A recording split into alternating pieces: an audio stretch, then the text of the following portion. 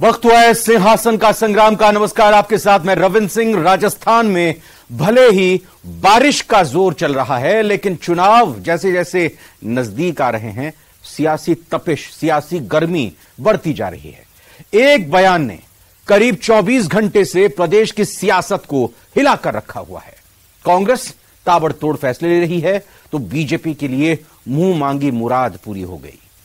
लेकिन इस गहमा गहमी के बीच कुछ वक्त से अस्वस्थ चल रहे सीएम गहलोत ने एंट्री ली और दमदार तरीके से विपक्ष के हर आरोपों का जवाब दिया, तो नया चुनावी टोन भी सेट कर दिया।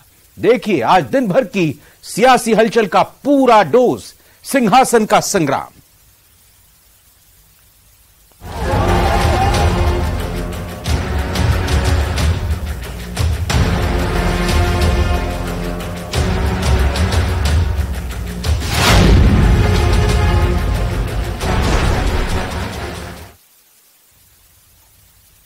राजस्थान की सियासत में शुक्रवार को ऐसा धमाका हुआ जिसकी गूंज अगले कई महीनों तक सुनाई दे सकती है।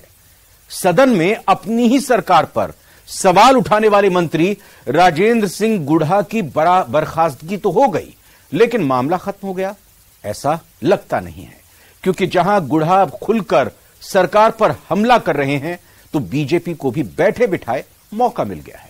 अब सवाल है कि क्या गुढ़ा की पहले से ऐसी कोई प्लानिंग थी या गुढ़ा सच में सियासत के शिकार हो गए?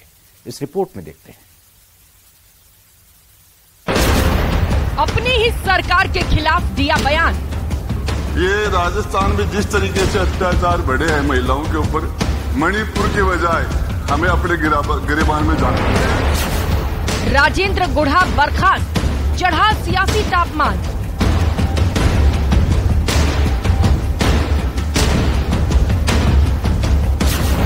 बर्खास्तगी के बाद गुढ़ा ने मोर्चा खोला, सरकार के खिलाफ जमकर हमला बोला।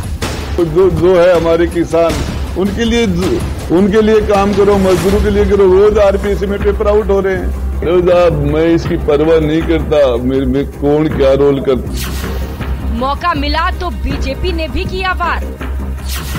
गुढ़ा पर गाज, नया सियासी आगाज।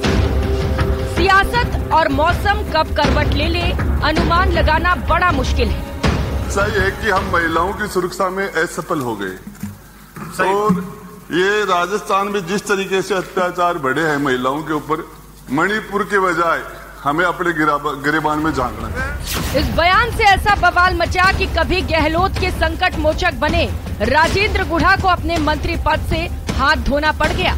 जी हाँ, शुक्रवार को विधानसभा में राजेंद्र गुढ़ा ने राजस्थान में महिलाओं पर बढ़ते अत्याचार का मुद्दा उठाया और अपनी ही सरकार पर सवाल खड़े कर दिए।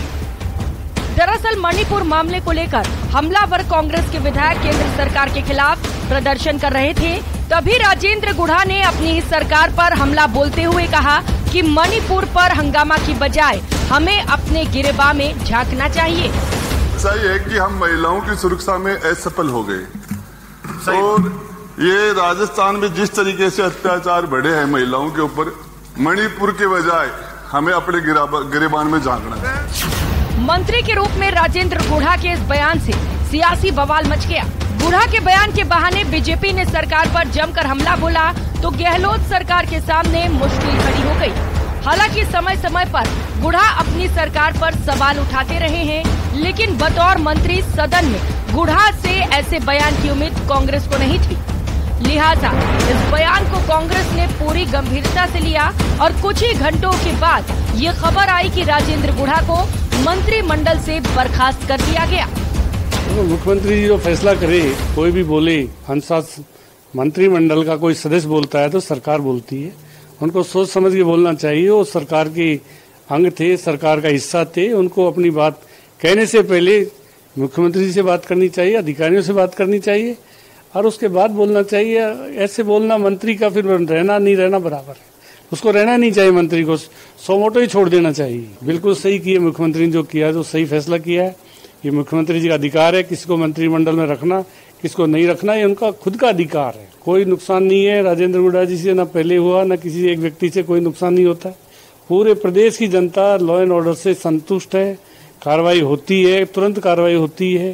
तो निश्चित रूप से जो जिस तरह के हमने कानून सरगना के खिलाफ भी बनाए, इनके खिलाफ जो कानून बनाए उनका व्यापक असर आने वाले समय में। देखो, वो कई दिनों से पार्टी विरोधी बयान दे रहे थे। अभी पता लगाएंगे क्या फैसला हुआ है, क्या नहीं हुआ है, लेकिन ये सही है कि वो कई दिनों से पार्टी विरोधी बयान दे रहे थे। इधर अपने खिलाफ हुई इस कार्रवाई के बाद गुढ़ा ने अपने तेवर और तल्ख कर लिए हैं।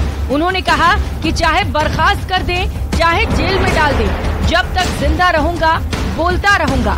गुढ़ा ने आने वाले दिनों में कई बड़े खुलासे की भी चेतावनी दे डाली। नहीं है, हमारी बहन बेटियां सुरक्षित नहीं है।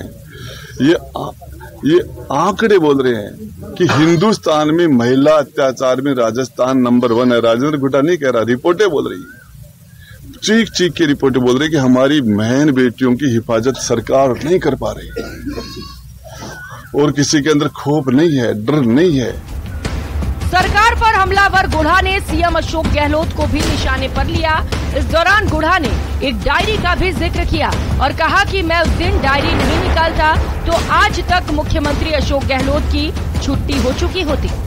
मुझे दुख हो रहा है कि जब वो एक डायरी थी वो मैं नहीं निकालता तो आज शायद गहलोत साहब की उसी दिन छुट्टी हो जाती और आज ये दिन नहीं देखना पड़ता। चुनावी मौसम के बीच ताजा सियासी घटनाक्रम ने बीजेपी को बड़ा मौका दे दिया। बीजेपी नेताओं ने गुढ़ा को बर्खास्तगी पर कहा कि प्रदेश में महिलाओं के खिलाफ अत्याचार लगातार बढ़ रहे हैं। गुढ़ा ने इस सच को कहने का साहस दिखाया था, जिसका दंड उन्हें भुगतना पड़ा। काम लो और फेंक दो, ये काम गहलोत साहब पुरानी आदत है उनकी। जब सरकार बचाने की आवश्यकता थी तो गुढ़ा जी सभी लोगों को साथ लेके चल रहे थे। सच्चाई किसी को अच्छी लगती नहीं, जिसमें गहलोत साहब को तो लगती नहीं, क्योंकि मैं भी सच्ची बात कहता हूँ और कोई आंदोलन करता हूँ, दीन गरीब के मुद्दे उठाता हूँ तो मेरा भी दमन करते हैं, लेकिन मैं भी रुकने वाला नहीं हूँ, शायद वो भी रुकने वाले नहीं। और गहलोत जी के जब एक मंत्री राजेंद्र गुढ़ा जी यह कहते हैं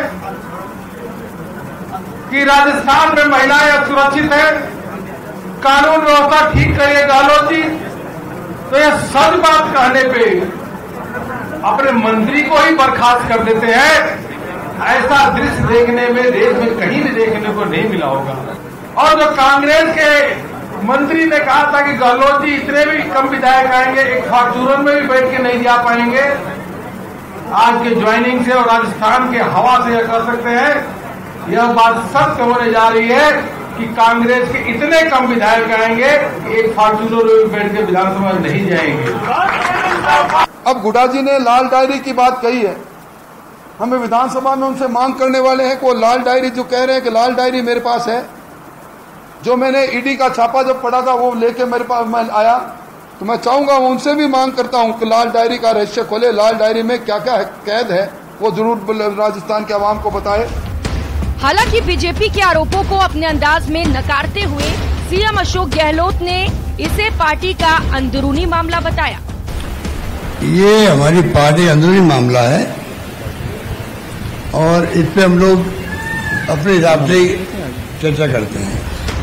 कांग्रेस ने गुढ़ा के बयान पर कार्रवाई कर पार्टी में जहां अनुशासन बनाए रखने का मैसेज दिया है, तो वहीं इस घटनाक्रम के बाद प्रदेश में नई सियासत का आगाज हो सकता है, क्योंकि गुढ़ा अपने इलाके के जनाधार वाले नेता माने जाते हैं। सियासी जानकारों का मानना है कि गुढ़ा कांग्रेस छोड़कर नई पार्टी बना सकते हैं। इसके अलावा गुढ़ा के पास AIMIM के साथ भी जाने का विकल्प है, क्योंकि पिछले दिनों राजस्थान दौरे पर आए AIMIM चीफ असदुद्दीन ओवैसी से गुढ़ा की मुलाकात भी काफी चर्चा में रही थी।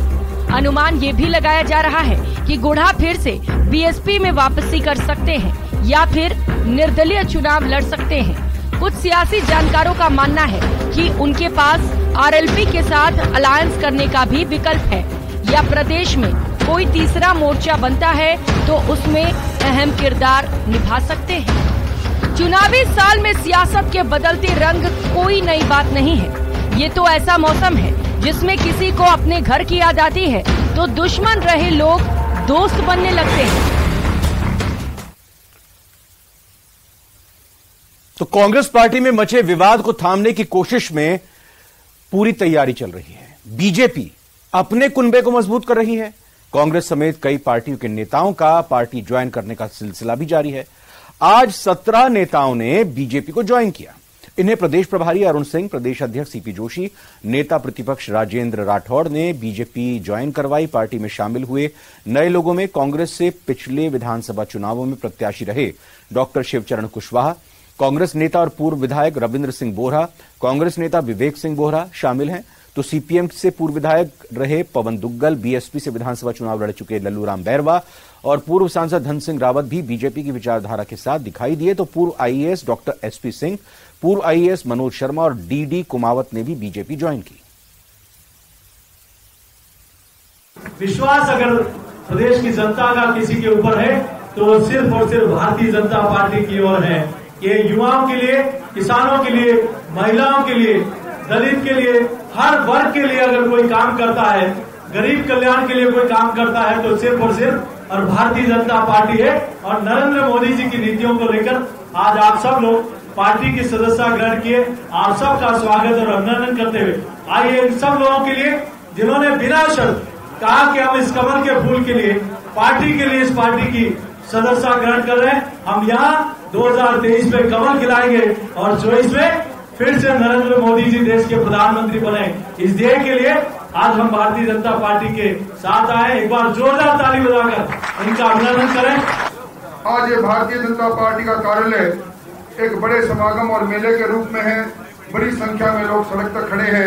उन सभी समर्थकों का जो आज अपने लोगों के साथ है उनका बहुत बहुत धन्यवाद। और यही कहूंगा, ये झूठ और लूट की सरकार, इस सरकार की कलई आपने देख ली होगी। हमें नरेंद्र मोदी जी के अरमानों की डबल इंजन की सरकार बनानी है। हम सब लोग लगेंगे। आज भारतीय जनता पार्टी को मजबूती देने के लिए जो लोग आए हैं, मैं एक एक से परिचित हूँ और मैं कह सकता हूँ कि सब लोग वो हैं जो मनोयोग से लगेंगे तो भारतीय जनता पार्टी का प्रचंड वेग जो बढ़ रहा है तूफान का रूप लेगा। आप सबका बहुत बहुत धन्यवाद और बहुत बहुत अभिनंदन। और फिलहाल एक छोटे से ब्रेक का वक्त हुआ है।